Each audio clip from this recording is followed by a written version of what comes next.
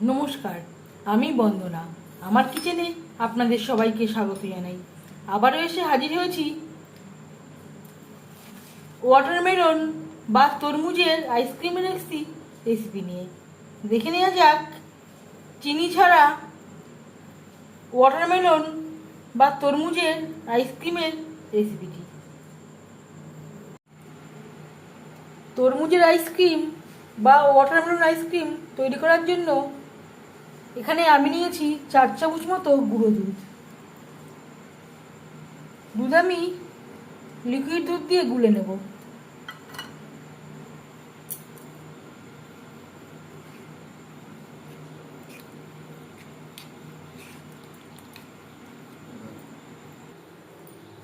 এখানে আমি নিয়েছিলাম 750 ml দুধ, প্যাকেটের দুধ, যেটা আমি জাল দিয়ে প্রায় 500 ml মতো করে নিয়েছি।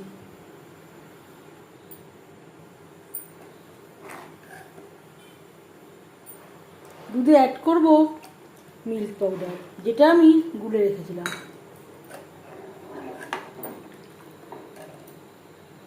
এখান থেকে আমি অর্ধেকটা মতো তরমুজ নিয়ে নেব, ছোটো ছোটো টুকরো করে কেটে নেব। তরমুজ আমি টুকরো করে কেটে নিয়েছি। এবার আমি ব্লেন্ড করে নেব। একবারে আমার ধরলো না। দুধ আরও অনেকটাই ঘন হয়ে এসছে। এই পর্যায়ে গ্যাসের ফ্লেমটা বন্ধ করে দেব। একটা স্ট্রেনারের সাহায্যে বেশ ভালো করে ছেঁকে নিয়েছি, এটা আমি ফেলে দেব। তরমুজ থেকে জুস আমি বের করে নিয়েছি।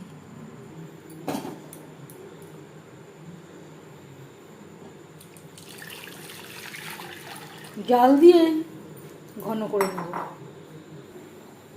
এভাবে জাল দিয়ে ঘন করে নেব। দিয়ে অনেকটাই ঘন হয়ে গেছে।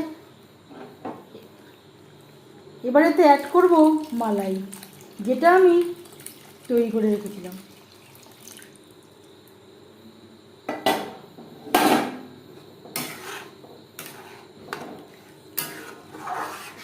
বেশ ভালো করে মিক্সড করে দেব।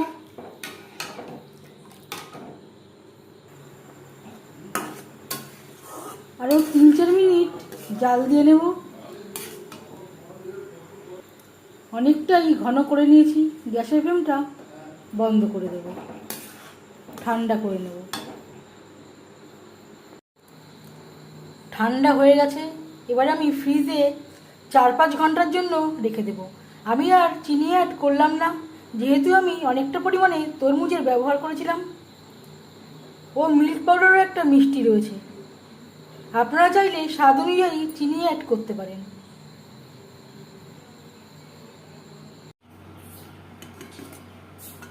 ছ ঘন্টা আমি ডিপ ফ্রিজে রেখে দিয়েছিলাম।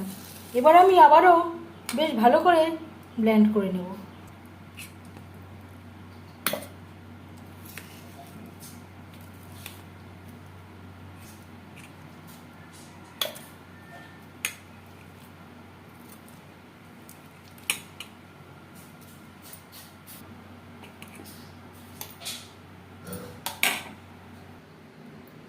পাঁচ 6 মিনিট সময় ধরে ব্লেন্ড করে নিয়েছি।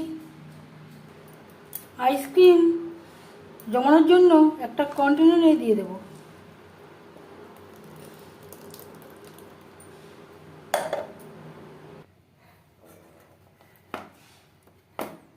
এভাবে একটু ট্যাপ করে দেব। এইভাবে ডিপ ফ্রিজে 7-8 ঘন্টা রেখে দেব।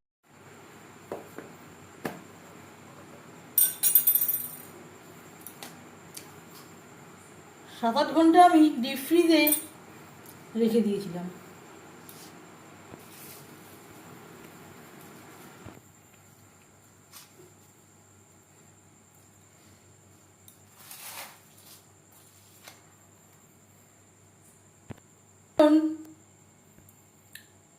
ওয়াটারমেলন আইসক্রিমের রেসিপিটি কেমন লাগলো অবশ্যই জানাবেন কমেন্টের মাধ্যমে।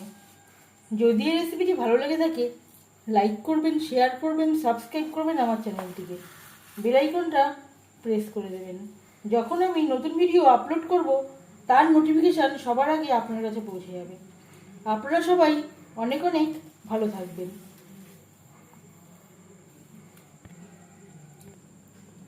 এই ভিডিওটি দেখার জন্য ধন্যবাদ।